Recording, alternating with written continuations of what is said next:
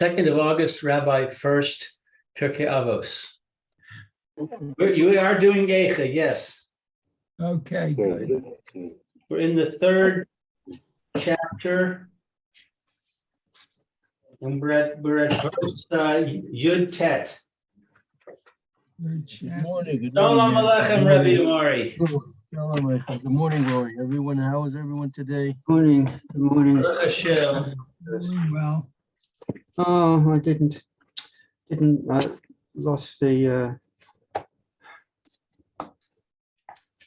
All right, very good. Good morning. This is Rabbi Shlomo Furst here, Yeshiva Tzalman here in Yerushalayim. Kereb Zoom, we are learning in our first year. We're learning Megillas Eicha. So we read on Tisha B'Av, and we're in the 3rd Pierke, if I'm not mistaken, where we're just about to finish. We'll touch on it again. I think we're on the 19th or 20th pasuk. Yes, that's true. My pointer is at 19. Okay, very good. all right, and I'm sorry, I didn't hear all that. Maybe I'll put on my, Right, so in the I third see. chapter, in the 19th verse. 3rd chapter, 19th verse. Okay, thank you. Ah, they're very short verses. Hmm. Yeah, I noticed that too. Hmm. All right, should I read? Yes, unless Roy or We're Mary going to would do like a bird's eye view today, Rabbi. Excuse me? We talked yesterday. I requested a bird's eye view. Bird eye view. Like this?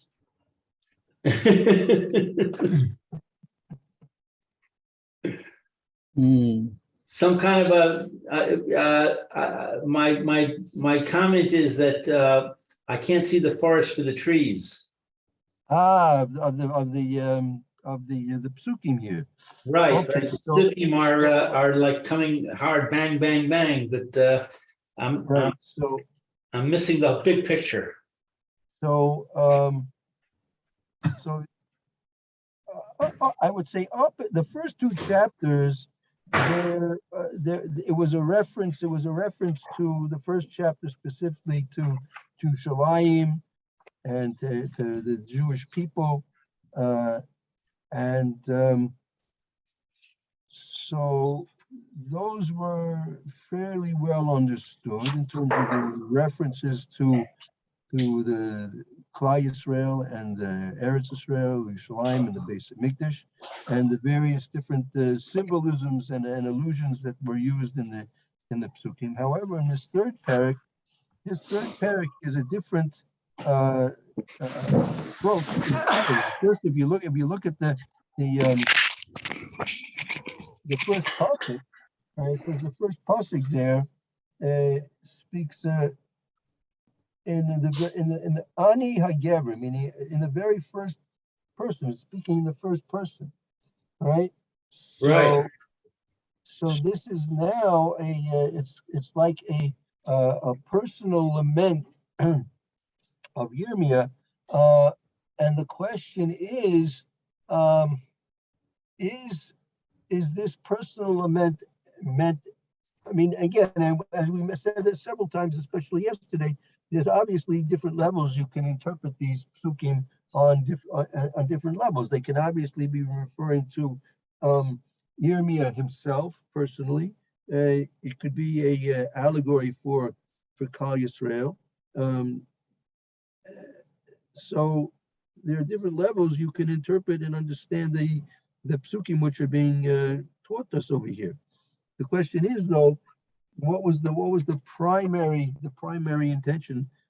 Meaning, what was another way of saying the pashut shot? What's pashut shot of these psukim? And I would say pashut shot of these psukim is that it's a personal lament of Yirmiyah in reference to himself. But obviously, they can't be applied in all cases, because when it says that the arrows were shot, and so unless you understand that allegorically, but you can't say that he was actually shot with arrows, right? If you want to say that's referring to his being disgraced and being hated by people, So you could understand it in an allegorical situation. But Pashut Pshat, it's you have to understand what's the Pashut Pshat. What's the Pashut Pshat when a pasuk is referring to that he was shot through with arrows, for example, right? What is that supposed to mean, Pashut Pshat?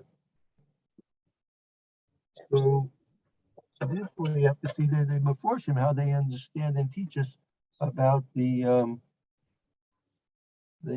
experience that Yirmiyah is having, and he's relating to us over here.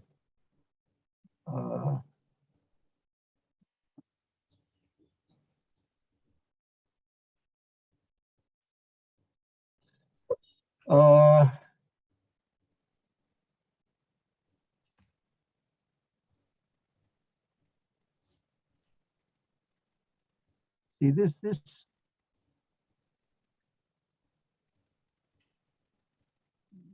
is his own personal lament, because as we said, that if I'm not mistaken, let me just take a look at the Rashi in the very first. Right, if you that Yirmiyah, he says that when he said Ani Agevra Ani, right? Rashi explained that why is Yirmiyah making a personal lament over here? Because he, as we quoted this Rashi before, he of all the Nevi'im that were prophesying about the Churban, he was the only one, right, that lived through it, right? That he or what's I'm not that we call the Nevi'im Shenizav the Churban base Shememeu Lo Nivra base Ki'im B'Yemai. Meaning of all, Rashi says, of all the prophets that prophesied about the destruction of the Harban of Bias, Yirmiyah was the only one who actually had it occur in his own lifetime.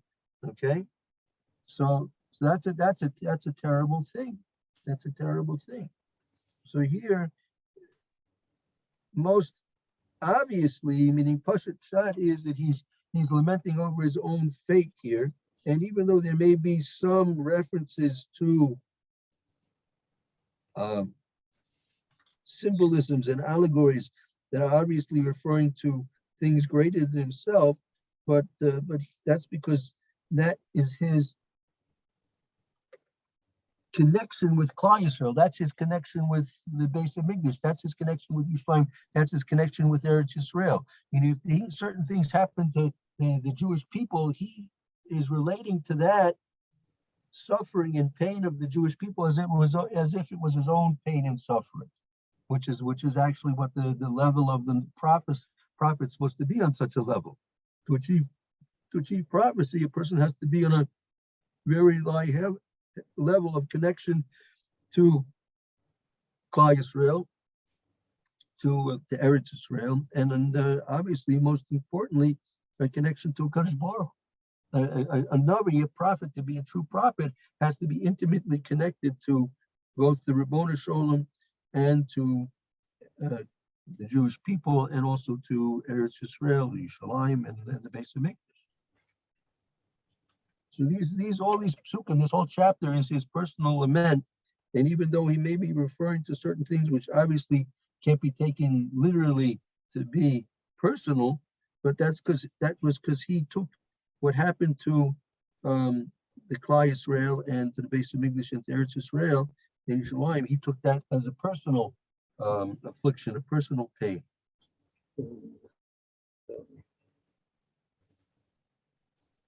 Okay. So you made me think of a question.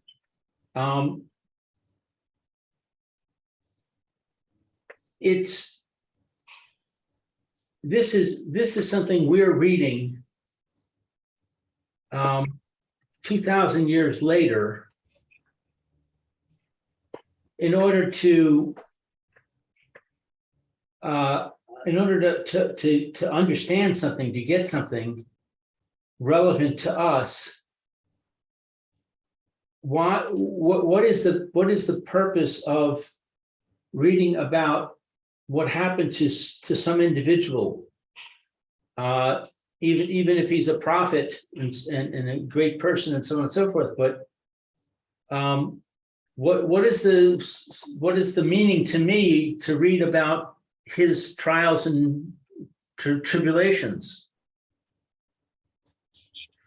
I mean, I would think that we would want to say that it's not about him, that it's about the Jewish people. It's about, what happened between us and Hashem, and not about Yirmiyahu or Yirmiyah. No, that's what I said. What happened to Klal Yisrael is he is expressing what happened to Klal Yisrael in words that make it relevant to him personally, which we should also try and emulate that and take it and make it feel it personally as well. We have the benefit of Yirmiyah's sensitivity, to which we can attach his sensitivity, and therefore try and apply that sensitivity to our own lack of sensitivity and heighten our sensitivity therefore.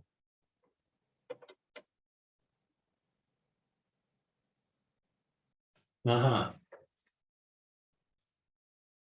We have to realize the deep pain and distress and sorrow that he is relating to us over here in his own realm of experience, and we have to apply that as much as we can to ourselves. There's no better medium than to use the model of the great tzaddik, the prophet, right, of the prophet of HaKadosh Baruch Hu, in trying to relate to this. There's no other better way of trying to relate to what happened then. As Yirmiyah himself, he was writing this for the benefit of Klal Yisrael, that the Jews all over the world for all generations should be able to benefit from his sorrow and his distress and his pain and his suffering, right? And therefore try and feel for the situation and make that feeling of sorrow and distress and pain a part of the opportunity we have to try and make things to change, to really feel sorry over what happened, rather than to be insensitive and uninvolved. I see. If a person would read a letter from his great grandfather over the loss he felt over his father's death, so that would give him an insight into the greatness of his great grandfather. He would be able to. Without that, he would never be able to relate to his great grandfather. How does a person relate to his great grandfather? Right? You might know, his name. You might know maybe where he lived, what happened to him, maybe part of his life, maybe some of the things he did during the life. But it's not like reading a letter from his own son, who's your great grandfather, and to be able to personally feel the loss of such a person you never really met, even though obviously you have a great respect and love for him because he's your great grandfather.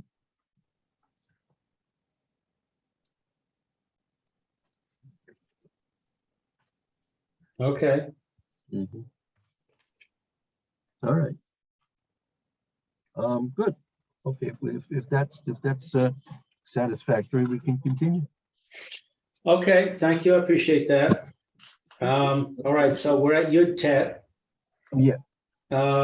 Zechor Anyi Umerudi La Varosh. Okay, so remember my afflictions and my sorrow, the wormwood and the bitterness. Wormwood is lana. Right. Okay, and this word has come up several times. What is wormwood? That's What we eat on Pesach, the crane. That's grain. Oh, okay. That's what we eat on crane, the bitter herbs. I see. Okay. Aurora. Laura, right, exactly. Okay. So 20. Zachor tizkor v'sashoach alai nafshi. Okay, so we have a double lashon here. I remember well.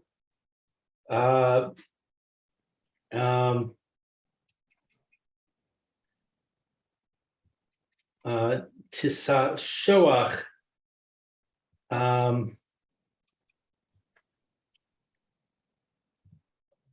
And my soul is despondent.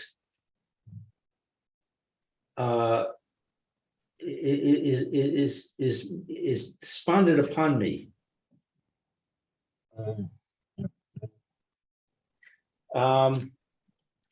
Zos ashiv el libi. I'm saying, I'm just wondering, did we all have the same, I have a little bit of a different translation there.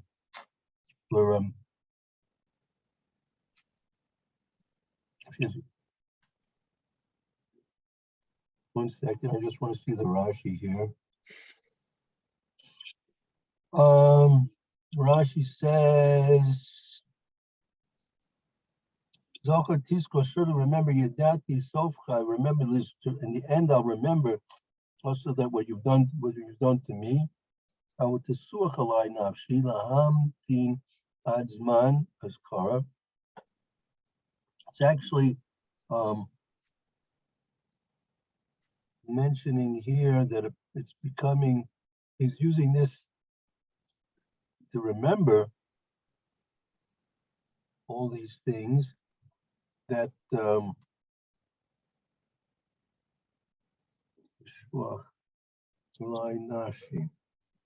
that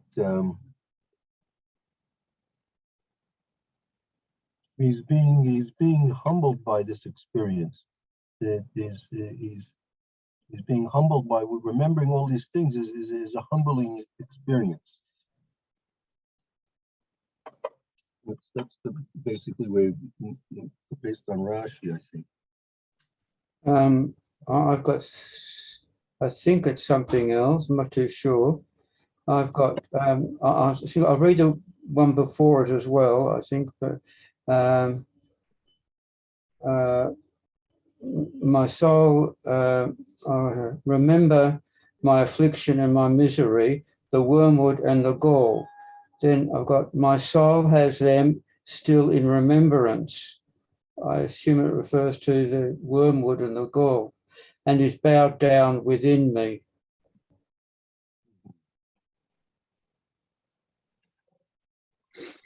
Right. That's a little bit more like what is my friends like based on Rashi. He's been humbled through this experience. When from a status of elevation, he's been brought down lower. He's been lowered based on this experience. Okay. Okay. So Kaf Aleph, Zos Ashiv El Libi Al Kain Os Ochil. So let's see. Yet this I bear in mind, therefore I still hope. So, that's a very important statement, meaning in spite of all the great suffering, he doesn't lose hope. Well, when it says this I bear in mind, what is this? What's this referring to? He just said he's despondent, he's bitter. He's like bitter herbs. What's the thing that's helping him here? So Rashi says, Achish Amr Li Libi Avda Secholosai Hashem, that after I have said to myself, I've lost my hope, right? I lost my hope. Ashiv Zos Libi, my heart like responded to me. Vocal ode my Zos Ashiv Libi, meaning my heart encouraged me that there's still hope, that not to lose hope. So the word Zos, this refers to his heart.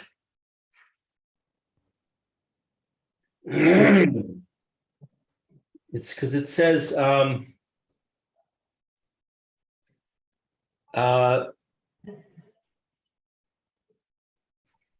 Yeah. The pasuk says about the heart, right. but the Zos said, in spite of all this, my heart still remembers that there's hope in, it's still to have hope in Hashem.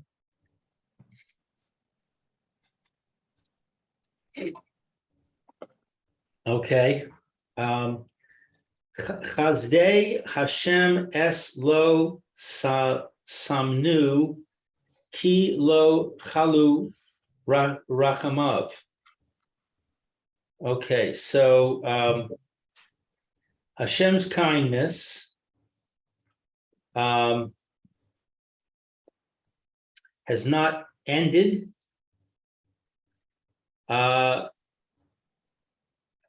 Because his mercies are not exhausted. Chalu means exhausted. Right, to come to an end, right?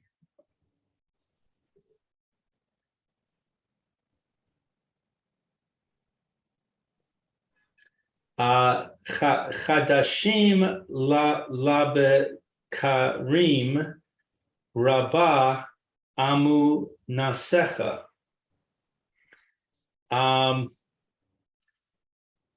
New things in the morning. Great is your faithfulness. There are new things every morning. Great is your faithfulness. So we've got a big turn to the positive here. Right. Starting the previous verse,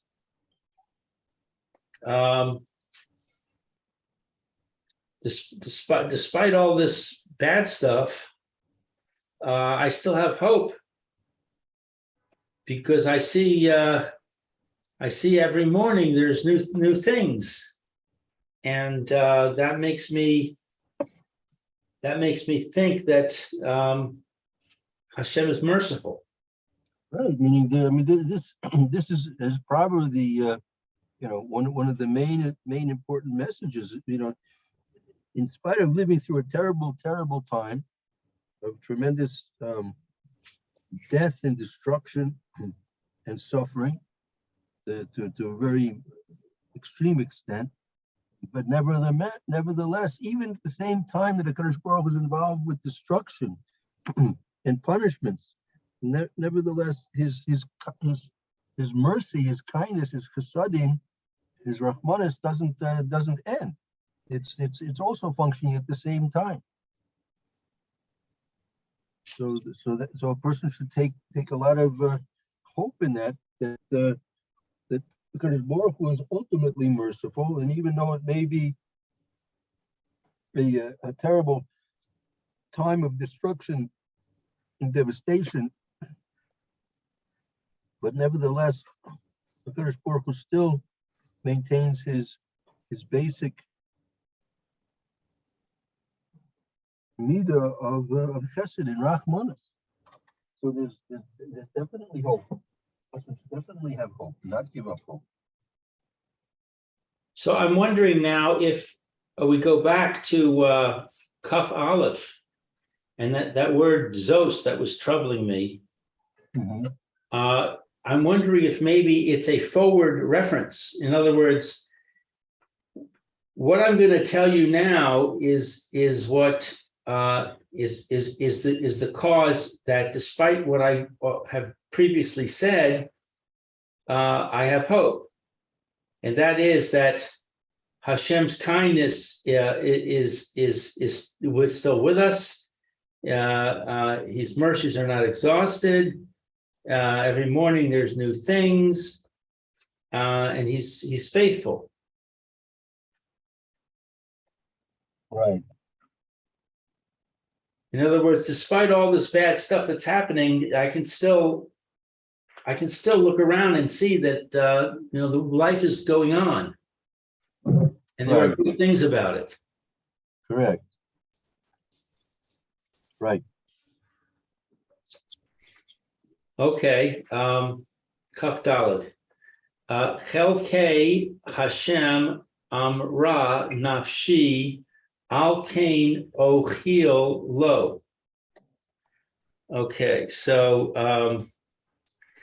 Hashem is my portion, says my soul.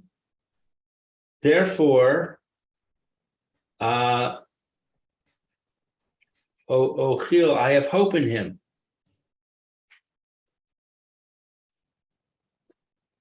Yeah, 1 minute.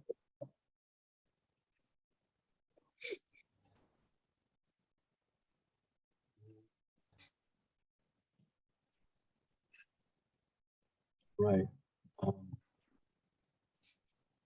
Good. Okay. Very good. Tov Hashem lekovav lenefesh tid reshenu. Hashem is good. That to those who trust in Him. What is lekovav? Kovav is like the hope. To hope that the soul, Tidrashenu. What is Tidrashenu? That 1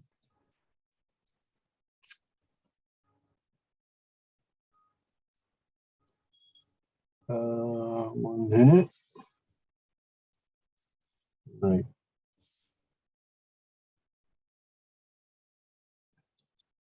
The Tidrashenu, to seek, like to Tov Hashem, Hashem is good. The Kovav, to those who hope that their souls should have what they themselves be, they will be redeemed. So, in other words, through the process of seeking Hashem, you gain the ability to have hope.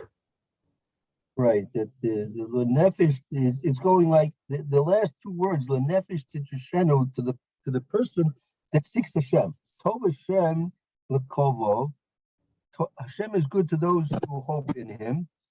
The nefesh tidrashenu, to the person who seeks Hashem. Right. Tov v'yachil l'dumam lis shu'as Hashem. It is good to hope submissively for the salvation of Hashem. Lis shu'at is salvation. Oh, like shua. Right. Shua. Okay, it's good to hope submissively for Hashem's salvation.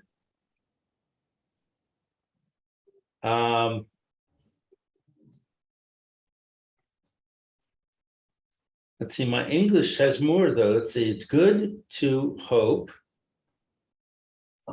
submissively for Hashem's salvation. But my English goes on to say, for he has laid it upon him. I don't see where that's coming from. That's the next sentence. Uh-huh. No, the next sentence says, Tov legever. It's good for a man. That he Where's bears a where's the yoke. phrase for he has laid it upon him? Yeah, so what word are you not clear about, Blue? I see the first part of the English, which says it is good to hope submissively for Hashem's salvation. Okay. That seems to me to be the entire kaf vav. But my English says, for he has laid it upon him. So is my English incorrect? Again, Chaf Vav is Tov Yachil V'Domam L'Shir Shuasem. Good it is that a person should hope quietly for the redemption, the salvation of Hashem. Okay, that's all it is. That's all it is. Okay, so the rest of this is not there. Okay. Chaf Zayin. Tov la gever ki yisa ol bin urav. It is good for a man to bear the yoke in his youth. So now, what does that pasuk really have to do with anything here? Yeah, right. I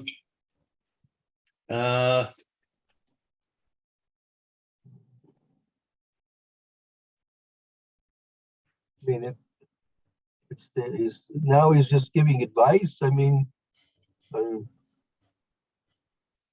yeah, he's kind of transitioning from the sorrow and the pain to hope. And now this transition is continuing.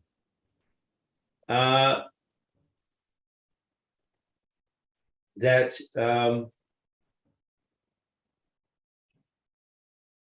the hope is a positive force. It's not just a relief, but it's a positive force. And now he's transitioning into other things that are positive forces. right. So it's good for somebody to bear the yoke in his youth is now the beginning of, I guess, the third part, the third idea of things that a person can do to I'm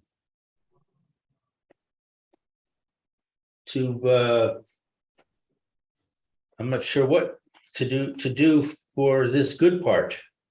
Yeah, well, I mean, also, and what's this oil? What is it? What he should? It's good that a person, when he's young, should bear the oil, the yoke. What the yoke of what? I presume it's the yoke of Torah. So The burden of keeping all the mitzvahs. right, so that's partly right. According to the Alter Shmoni, it says it's referring to three things: Old Torah, which is what you said; Old Isha, having a wife. So it's, I guess he's advising us it's good to get married when you're young. And Old Malchus. So that's a question. What Old Malchus we're referring to? Is it referring to Old Malchus of a Kadosh Baruch Hu, or the Old Malchus of the sovereignty, meaning flesh and blood, the dominion of the authorities over you? I'm wondering if yoke is a negative thing. You think of a yoke you think of, this big round wooden thing that goes around a person's neck and locks, and it's a way that they control their prisoner. And he's got to walk around with this heavy yoke on his shoulders. That's a negative. That's a very negative concept. Yeah. Well, in certain respects, it's actually very positive. It's good if a person's under some type of control. Shouldn't be like wild and unrestricted. Right? Right. Um,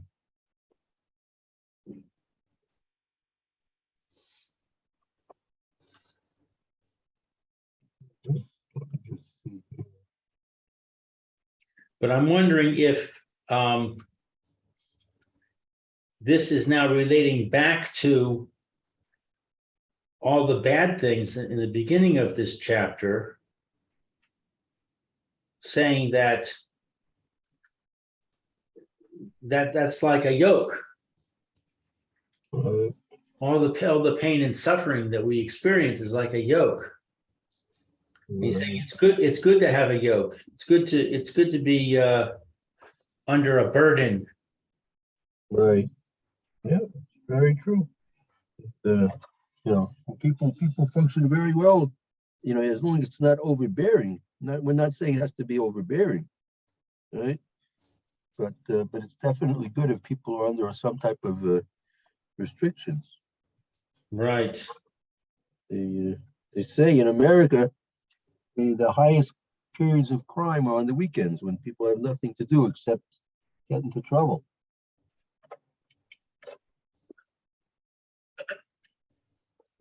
Idle hands are the devil's tools. Oh, there you go. There you go.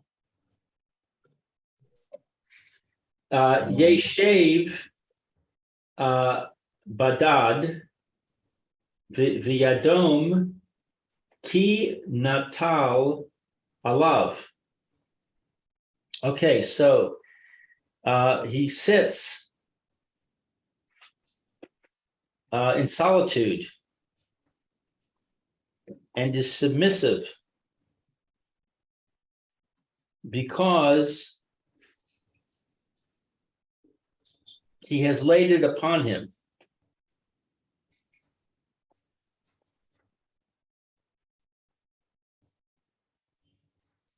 So the person is submissive and is sitting in solitude and submissive because of this yoke that's been put upon him. Who is he? Does that mean that he has a capital H, which implies it's Hashem?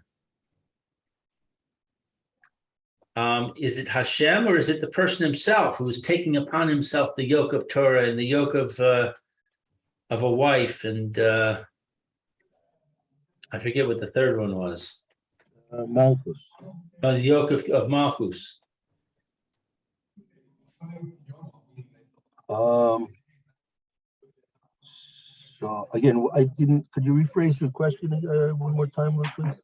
My English says, for he has laid it upon him. Right. And the word he is a capital H.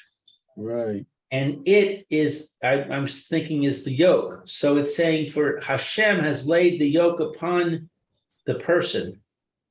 And I'm wondering if that's the case, or perhaps the person is laying it upon himself.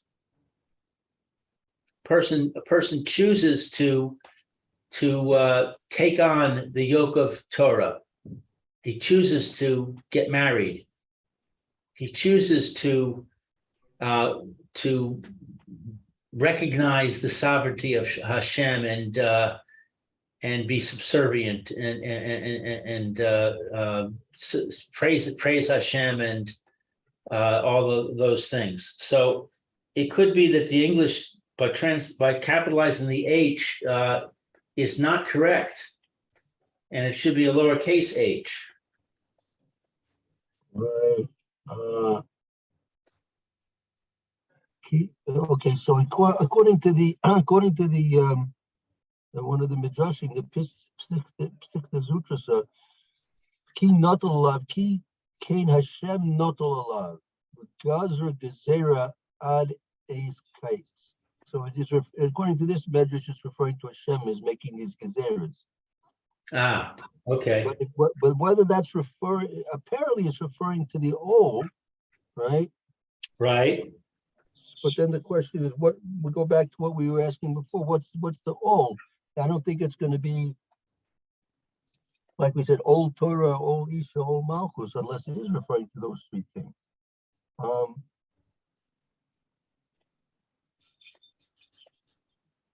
Some explain it's referring to the Yisurim when distresses and troubles, calamities are happening to a person. right. I'm not sure. You know what? Maybe this is a good point to stop because it's worth probably trying to work it out a little bit better. So maybe let's just review this tomorrow. These two, we'll review that tomorrow. Okay, thank you, Rabbi. We'll bring up the question again tomorrow, and we'll see if we can't get a little bit more clarity on that. Okay, very good. Thank you. Roy, you should